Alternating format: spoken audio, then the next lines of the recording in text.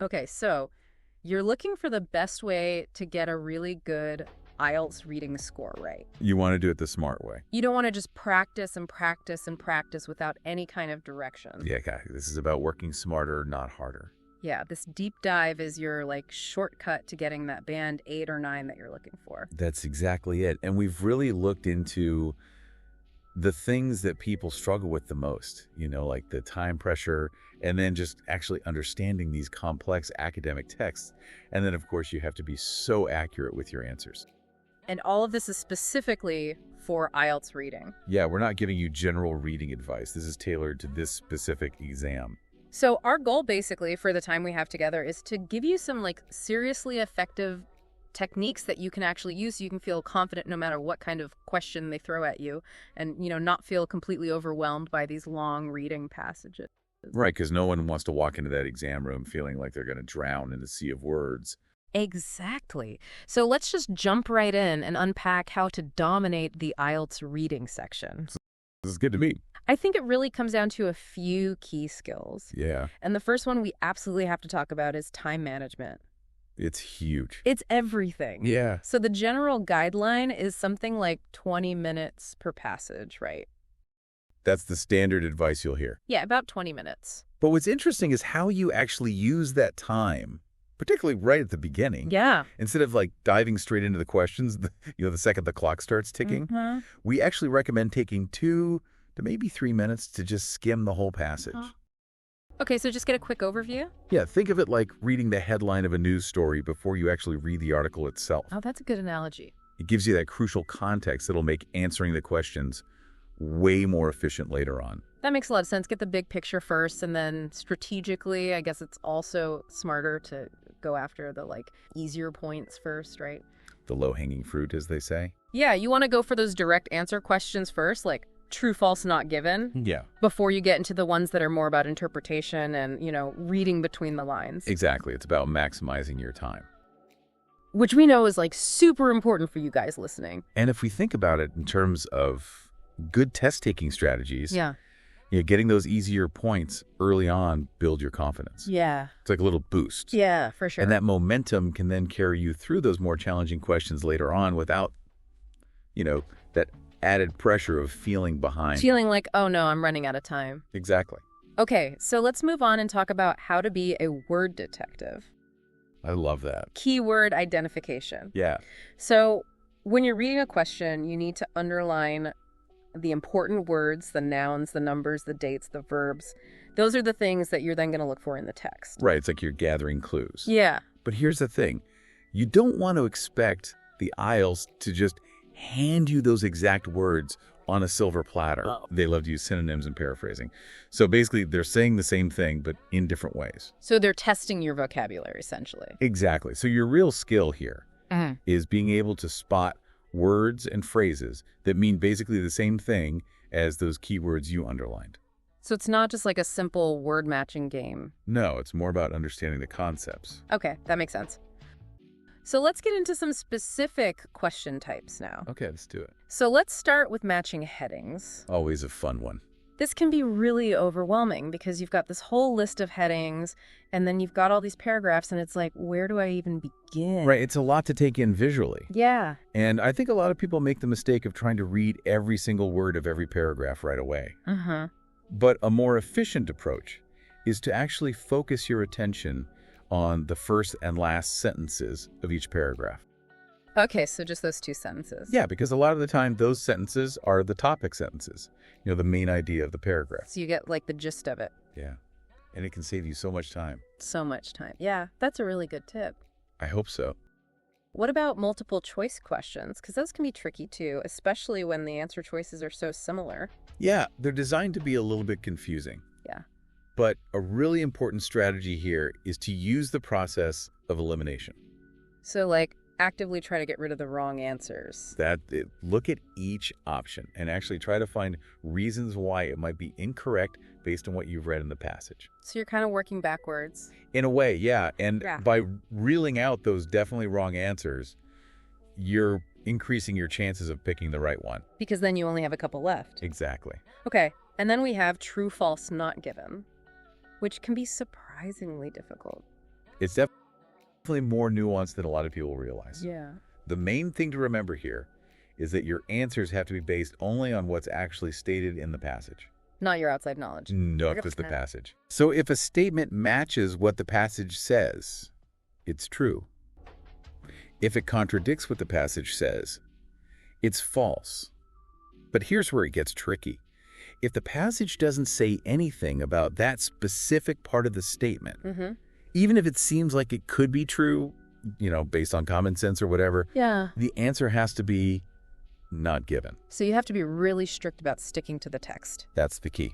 Okay, so we've talked about skimming to get the overall understanding. Right, like that initial overview. But we also have to scan. A crucial skill. So how do those two techniques work together?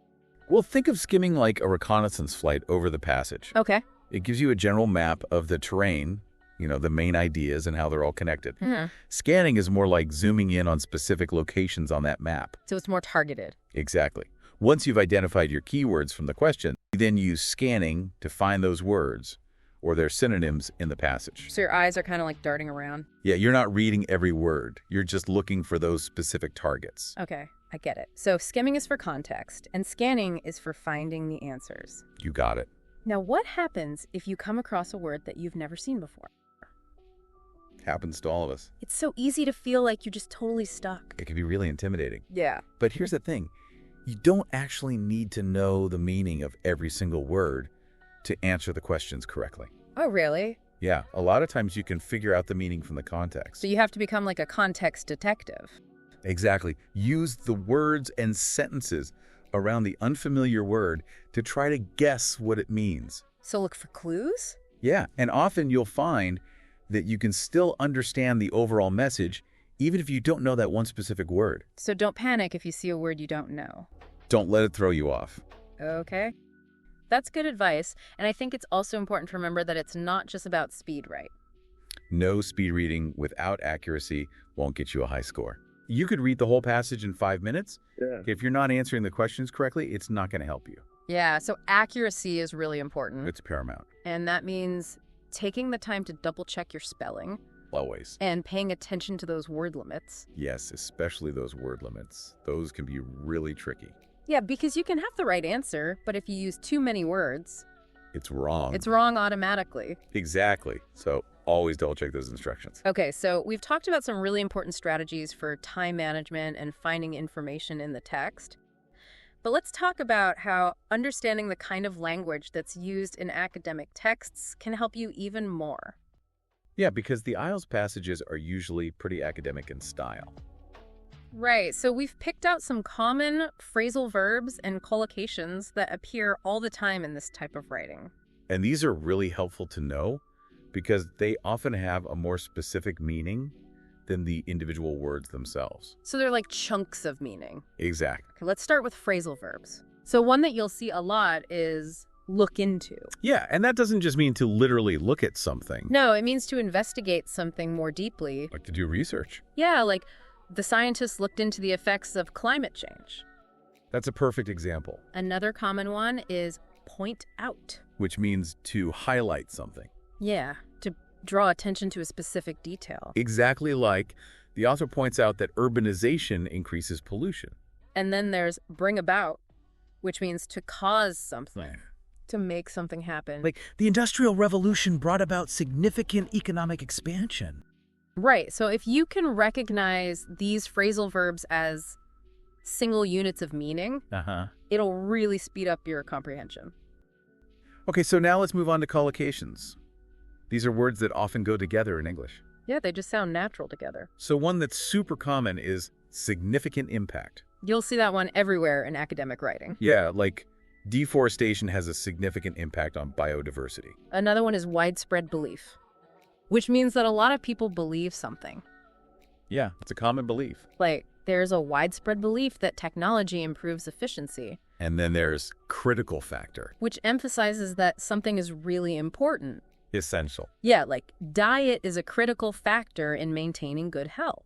So by learning these phrasal verbs and collocations, you're essentially giving yourself a shortcut to understanding these academic texts. So it's like you're learning the secret code. In a way, yeah. Okay, so now let's talk about some common mistakes that people make on the IELTS reading tests, Mistakes that can really hurt your score. even if you understand all the strategies. Yeah. So mistake number 1, ignoring the instructions. It seems so basic. I know, but it happens all the time. People get caught up in the content and they forget to double check those instructions, And that can cost you points. especially with those word limits. Yeah, we've said it before, but it's so important if it says no more than 2 words and you write 3 words. It's automatically wrong. It doesn't matter if you have the right information. No, it's just wrong. So always double check those instructions. Always. Another common mistake is expecting to find the exact same words in the passage as in the questions. That's a big one. Yeah, people get stuck on looking for those exact matches. But remember, the IELTS loves to paraphrase. So you need to be able to recognize synonyms and understand when an idea has been rephrased. Exactly. It's all about recognizing the same meaning expressed in different ways. Okay, and what about grammar? Does the grammar of your answers matter? Absolutely, it does. Especially in those gap-filled questions where you're completing sentences. Yeah. Your answer has to fit grammatically or the whole sentence won't make sense. So even if you have the right information. If the grammar's wrong, it's still wrong. Okay, and then finally, what about time management? What's a mistake that people make when they're under pressure? I think the biggest one is spending way too much time on a single question. Oh, yeah. You can get really fixated on one question. It's easy to do, especially if you're not sure of the answer. Yeah. But if you're staring at the same question for like 5 minutes, Mm-hmm.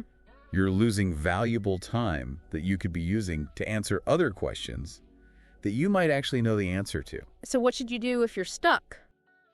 Just move on, Mm-hmm. make a guess if you can mark the question so you can come back to it later, and then go on to the next one. Don't get bogged down. Exactly. Okay, so those are some really important things to keep in mind, but we also have some bonus tips for you. Some extra strategies to really boost your preparation. So one thing that you can do is to train your eye for scanning. Yeah, this is a really practical exercise. So whenever you're reading anything, whether it's a news article or an academic paper, just practice underlining the keywords. Like you would in an IELTS question. Yeah, pretend it's an IELTS question and see how quickly you can find those keywords. It'll really sharpen your skills. Yeah, and another great exercise is to practice paraphrasing. Yeah. So take sentences from different texts and try to rewrite them in your own words. Use synonyms.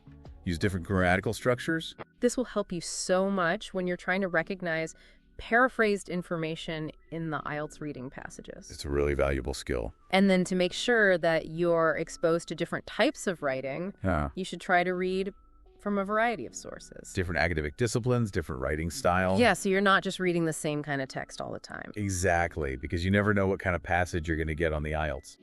And then finally, to really get yourself ready for the actual test day, you need to practice under timed conditions. That's crucial. Yeah, take full-length practice tests. With the same time limits as the real test. Yeah, so you can get used to the pressure and you can see where you need to improve your time management. Exactly.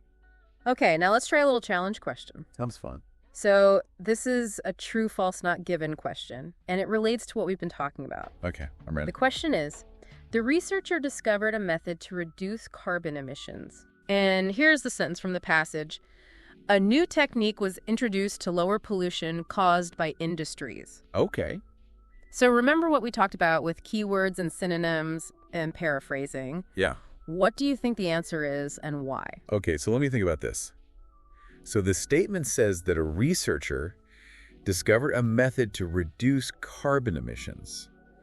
But the passage says that a new technique was introduced to lower pollution. So are those the same thing? Not exactly. Pollution and carbon emissions are related, Uh-huh. but they're not identical. Yeah. And the passage doesn't say anything about a researcher making a discovery. It just says that a technique was introduced. So what would the answer be then? Well, based on what we've talked about, I think the answer would have to be not given. That's exactly right. Yeah. Because the passage doesn't give us the exact information that's stated in the question. And there's no clear synonym either. So this really shows how important it is to pay attention to those specific words and not make any assumptions. Right. You can't read into it too much. So in this deep dive, we've really tried to give you some really effective strategies to save you time on the test. Yeah. Time management is key. Help you understand those tricky academic texts. And avoid those common mistakes. So I want to leave you with this one final thought. Okay. Think about how even just using one of these techniques consistently in your practice routine could really make a huge difference in your overall IELTS reading score. It's all about those little improvements adding up over time. If you want to start practicing right away, we have some free IELTS reading practice tests that you can find in the description below. Yeah, definitely check those out. Thanks for joining us for this deep dive into mastering the IELTS reading section. We hope this has been helpful for you. Good luck with your preparation. You got this. See you next time. Bye.